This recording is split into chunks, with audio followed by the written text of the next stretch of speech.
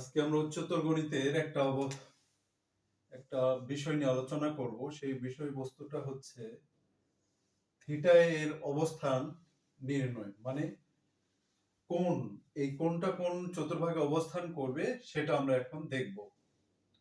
তার আগে যদি আমরা একটু দেখি, এটা একটা চতুর্ভাগ, এইটাকে প্রথম, এটা দ্বিতীয়, এটা তৃতীয় এবং এটা চতুর্থ চতুর্ভাগ বা কোঅর্ডিনেট বলা হয়।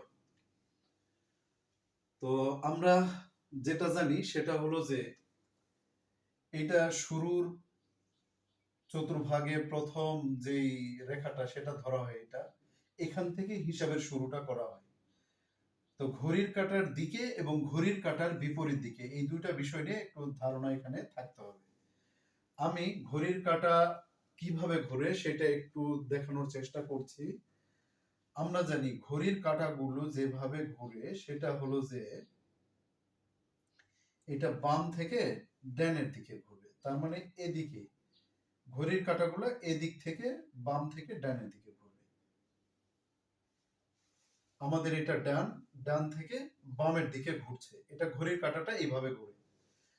আর ঘড়ির কাঁটার বিপরীত দিকে, তার মানে ঘড়ির কাঁটা যেহেতু ডান থেকে বামের দিকে যাচ্ছিল, এবার এইটা উপর থেকে নিচে, তার মানে ঘড়ির কাঁটার বিপরীত দিকে ঘুরছে।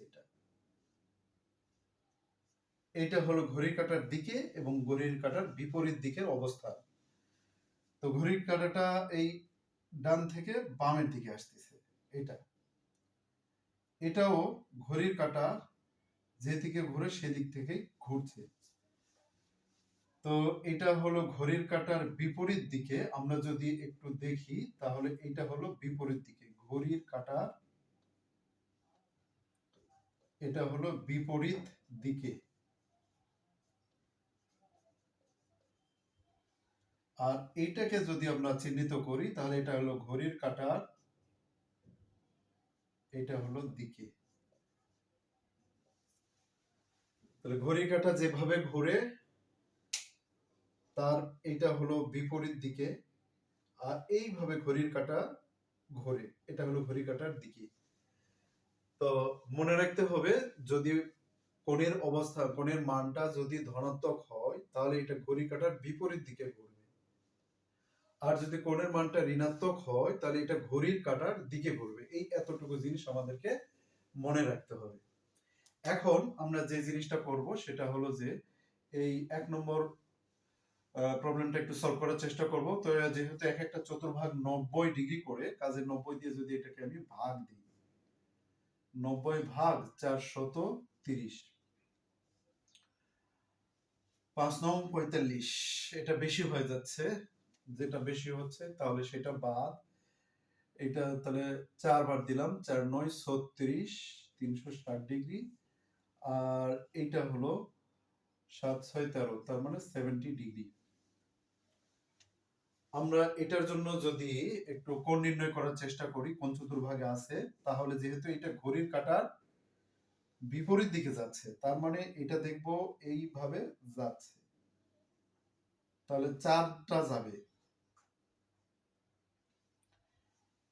4 90, তাহলে 1 2 3 4 যাওয়ার পরে আরো 70 ডিগ্রি থাকে। তো আমরা এটা যদি 90 হয়, 70 ডিগ্রিটাকে সে ধরে নিলাম এইভাবে। তার মানে কোণের অবস্থানটা হলো এই এখানে। তার মানে প্রথম যে চতুর্ভাগ সেই চতুর্ভাগে আমাদের এই কোণটা অবস্থান করছে।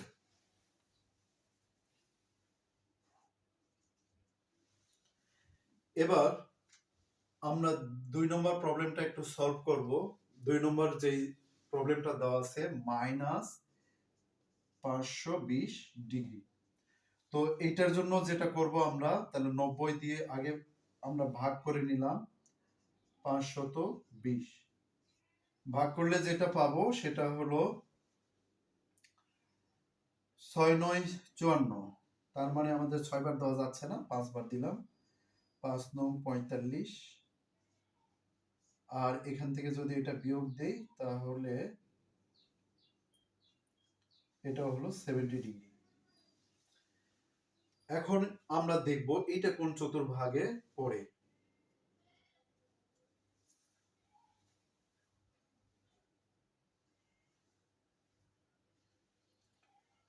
তো তাহলে এটার জন্য আরেকটা আমরা ডায়াগ্রাম আঁকি, সেটা হলো 5টা চতুর্ভাগ সে যাবে। তো এটা যেহেতু মাইনাস, কাজে এটা ঘড়ি কাঁটার দিকে ঘুরবে, আর ঘড়ি কাঁটার দিকে যদি ঘুরে তাহলে এটা চলা শুরু করবে এখান থেকে। 1 2 3 4 এই 5, এই 5 পর্যন্ত হয়ে গেল। তারপরে আরো 70 ডিগ্রি, তার মানে আমি আরো 70 ডিগ্রি দিয়ে দিচ্ছি, ধরে নিলাম এটা এখানে। তো এই এটা হলো তাহলে 1 2, এটা হলো 3, এটা হলো 4। তার মানে আমাদের এই কোণটার অবস্থানটা হলো 3 নম্বর চতুর্ভাগে। আশা করি আমরা বুঝতে পারছি। তো এই প্রশ্নগুলা আমাদের শর্ট প্রশ্ন অথবা এমসিকিউ এ আসতে পারে। তো ধন্যবাদ প্রিয় শিক্ষার্থী এবং অভিভাবক বৃন্দ, এভাবে আমরা আমাদের ধারণাটাকে পরিষ্কার করে নিই।